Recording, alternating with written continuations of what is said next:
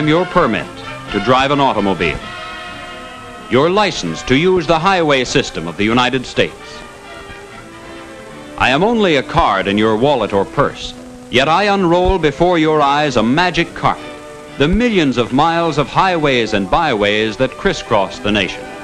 I am your round-trip travel ticket, your passport to pleasure. With me, you can motor from the Atlantic to the Pacific,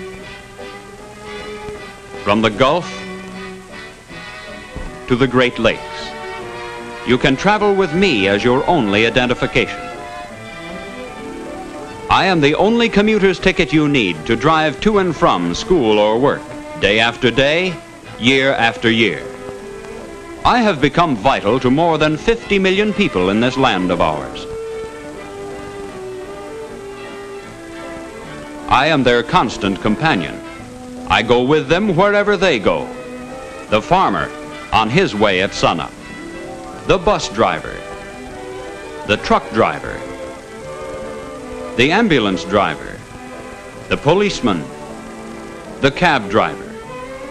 No matter who they are, no matter where they are, I am with them. With me in their possession, the drivers of our millions of rubber-tired vehicles help keep turning the wheels of our national economy, whether they roll over highway or city street. For in the past 25 years, driving has opened the gate of commerce between city and farm, factory and consumer. With me in their possession, the daily life of millions has taken on new meaning. The family, the individual, has a freedom of movement so new it did not exist in the youth even of our own parents. For the automobile has brought with it, in less than a lifetime, a new way of life, a new standard of living, a standard of living matched by no other nation in the world.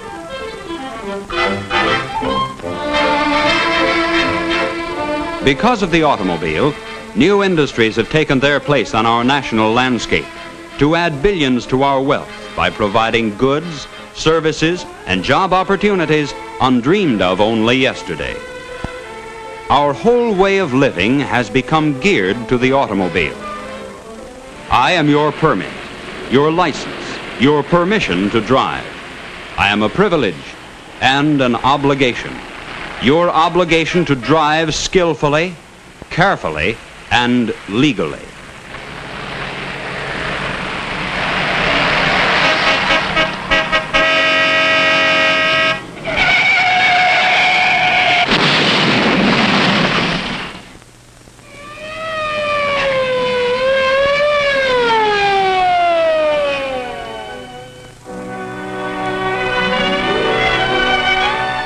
This year, there will again be thousands of innocent victims of those who will not recognize this obligation. I will be among the last papers of tens of thousands who will have no further use for me.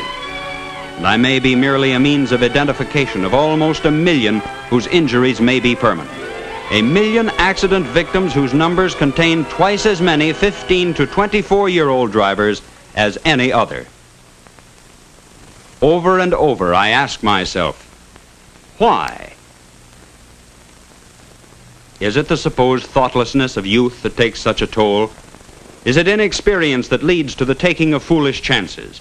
Is it the failure of adults to teach the young people the right way to drive? Or is it my fault? Have I allowed myself to become taken for granted? I try to tell people when they write their names across my face that they're signing more than a signature, that they are signing a pledge to be the kind of driver they want others to be. I try to tell people that as a nation of more than 50 million drivers, we owe to each other the courtesy, the fair play each of us expects.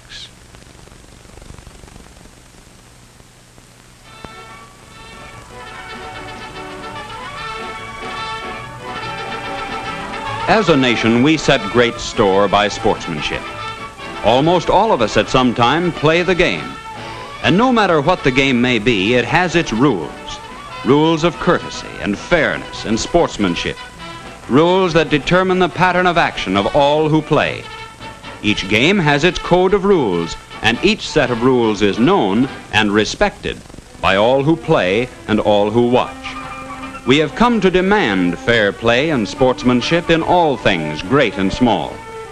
It has become second nature, for example, for those who play golf to allow others to play through.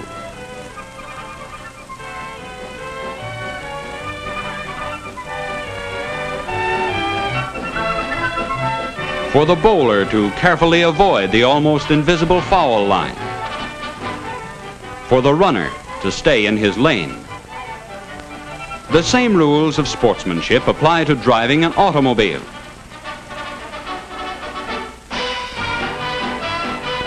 Unfortunately, there are drivers amongst us who are poor sports, drivers who can dish it out, but can't take it.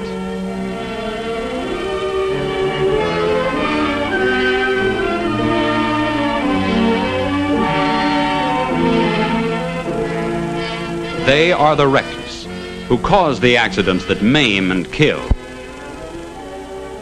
They are the offenders, whose invasion of the rights of others may lead to curtailment of their own rights. For remember, I am your permit to drive, not your right to drive, for you are entitled to drive only as long as you abide by the rules of driving. The rules of driving are fundamentally simple, based on common sense. Common sense safety for yourself and for others. When you're walking, for instance, say by yourself, or even with a few other people on a country road, there's room to spare, and walking is no problem. But this milling throng in the heart of a great city can represent the traffic problem of today. When you look down on it, there's not much difference between a jam of people and a jam of automobiles. But when you look closely at the people, when you get down among them, you'll find there's a vast difference. As members of a group of civilized human beings, each going about his own individual business, there is a smooth surge of motion, a unity of action, and there's respect for the rights of others, a polite avoidance of contact, wholehearted cooperation, and courtesy. So it can be with the milling throng of automobiles across our land. So it can be with you. Staying off the white lines, waiting for the green lights, stopping at the stop signs, slowing down in school zones, observing the traffic signs, and thinking. Thinking while you drive about your driving, keeping your mind on your driving and your eye on the road. The thinking driver, the alert driver, takes no chances with the lives of himself and others. The alert driver can avoid accidents. He can slow down, for instance, in time to protect himself and others, in time to avoid the aggravation of minor damage, damage that costs money and denies the use of the car. You pay the cost of the driving mistakes of others, and they of yours, in more stringent traffic regulations, in higher insurance rates. Perhaps the poor driver never learned the proper way to drive. You have more opportunity than he. You have the opportunity to learn the right way to drive, the opportunity to avoid the mistakes and habits acquired by others. As a good driver, you will live to enjoy all the fruits of good driving. For I